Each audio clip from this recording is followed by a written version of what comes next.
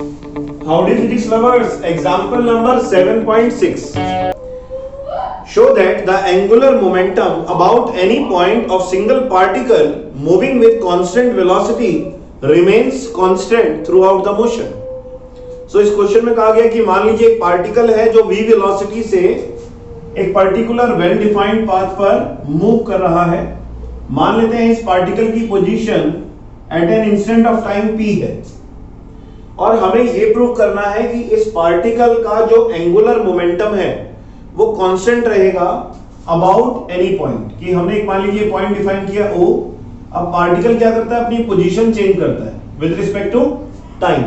तो पार्टिकल अपनी पोजीशन जब टाइम के रिस्पेक्ट में चेंज करेगा तो क्या उसका एंगुलर मोमेंटम चेंज होना चाहिए।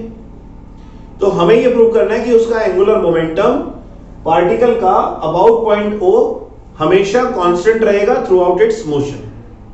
तो कैसे प्रूव करेंगे, देखिए अभी हमने क्या किया, पॉइंट O को पार्टिकल की इस पोजीशन से ज्वाइन किया और ये हमारा हुआ as a position vector R।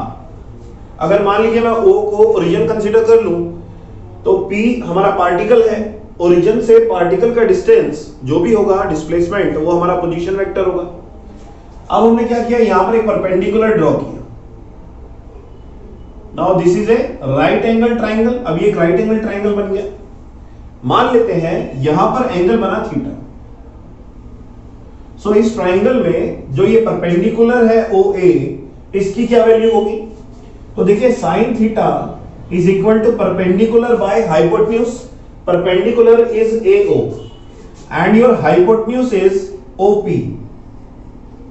So it means AO की जो वैल्यू है वो है R साइन थीटा, क्योंकि OP की वैल्यू कितनी है R। So AO is your R sin theta. Now what is the formula of angular momentum? Formula of angular momentum is R cross P. Okay. Now L is equal to R cross P.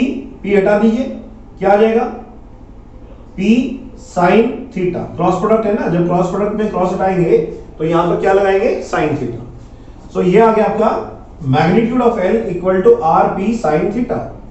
Now the value of P की value होती है mass into linear velocity. सो मैं यहां पे लिख सकता हूं RmV sin theta. अब यहां पर देखिए इसको हम लिख सकते हैं mV और R sin थीटा। अब पार्टिकल चाहे किसी भी पोजीशन पर हो, पार्टिकल चाहे आपका P पोजीशन पर हो या फिर P डैश पोजीशन पर हो या फिर P डबल डैश पोजीशन पर हो, पार्टिकल आपका किसी भी पोजीशन पर हो, लेकिन जो परपेंडिकुलर डिस्टेंस है R sin थीटा वो आपका कांस्टेंट ही रहेगा। R sin थीटा चेंज होने वाला नहीं है। डायग्राम से समझ में आ रहा है। आप यहां पर थीटा डिफाइन कर दीजिए, यहां पर थीटा डिफाइन कर दीजिए, कुछ भी कर दीजिए, एंगल यहां पर उसी के हिसाब से ये जो R है ये भी वेरी करेगा और ये जो AO है R sin थीटा ये क्या रहेगा, कांस्टेंट रहेगा। So it means R sin theta हमारा कांस्टेंट है। वेलोसिटी क्वेश्चन में दी गई है, moving with constant velocity, mass constant है। इसका मतलब angular momentum of the particle about point O is constant. Okay, so angular momentum of the particle is constant about point O। तो ऐसे हम प्रूव कर सकते हैं। इसका मतलब यह हुआ कि अगर कोई भी particle well defined straight line path पर एक ही डायरेक्शन में कांस्टेंट वेलोसिटी से मूव कर रहा है तो उसका एंगुलर मोमेंटम हमेशा कांस्टेंट रहेगा about a fixed point O। अब ये है एग्जांपल नंबर 7.6। इसके बाद हम करेंगे एग्जांपल नंबर 7.7। तो चलिए एग्जांपल नंबर 7.7 करते हैं।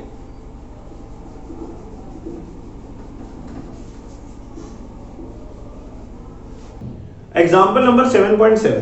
Show that moment of a couple does not depend on the point about which you take the moments. So इस क्वेश्चन में एग्जांपल में हमें यह प्रूव करना है कि मान लीजिए कोई भी आपके पास रिजिड बॉडी है और आप उस रिजिड बॉडी में मोमेंट ऑफ कपल निकालना चाहते हैं, तो जिस पॉइंट के अबाउट आपने मोमेंट फाइंड किया है उस पॉइंट के ऊपर मोमेंट ऑफ कपल इंडिपेंडेंट होता है।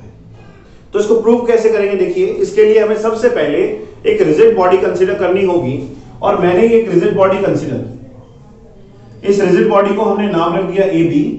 अब इसके दो एंड्स हैं, अगर इन दोनों एंड्स पर हम एंटी पैरेलल फोर्सेस अप्लाई करें तो बॉडी क्या करेगी, रोटेट करेगी, बॉडी में टॉर्क जनरेट होगा। सो यहां पर मान लेते हैं ए पॉइंट पर हमने फोर्स एक्सर्ट की इस डायरेक्शन में और बी पॉइंट पर हमने इसके एंटी पैरेलल डायरेक्शन में फोर्स अप्लाई की। नाउ यहां पर फोर्स है वेक्टर एफ और यहां पर फोर्स है माइनस एफ। अब इसमें हमने एक पॉइंट डिफाइन किया जिसके अबाउट हम मोमेंट ऑफ कपल फाइंड करना चाहते हैं। तो मान लीजिए मैंने ये पॉइंट लिया O, इस पॉइंट के अबाउट हम मोमेंट ऑफ कपल कैलकुलेट करेंगे। अब हमने क्या किया, A और B दोनों ही एंड्स की पोजीशंस को डिफाइन किया by the help of position vector. जो A पॉइंट की पोजीशन डिफाइन कर रहा है वो पोजीशन वेक्टर है R1 और B पॉइंट के लिए पोजीशन वेक्टर है R2। So torque is equal to R1 cross minus F plus R2 cross F। अब इस इक्वेशन में हम F कॉमन ले सकते हैं। टॉर्क का फॉर्मूला R क्रॉस F होता है, वो हमने अप्लाई किया, सम ऑफ मोमेंट्स कर दिया। ठीक है, जब सम ऑफ मोमेंट किया तो अब आप देख सकते हैं इस इक्वेशन में से हम F कॉमन ले सकते हैं। तो यहां पर आ जाएगा माइनस R1 प्लस R2 और क्रॉस F। अब आप जरा याद करिए triangle law of vector addition.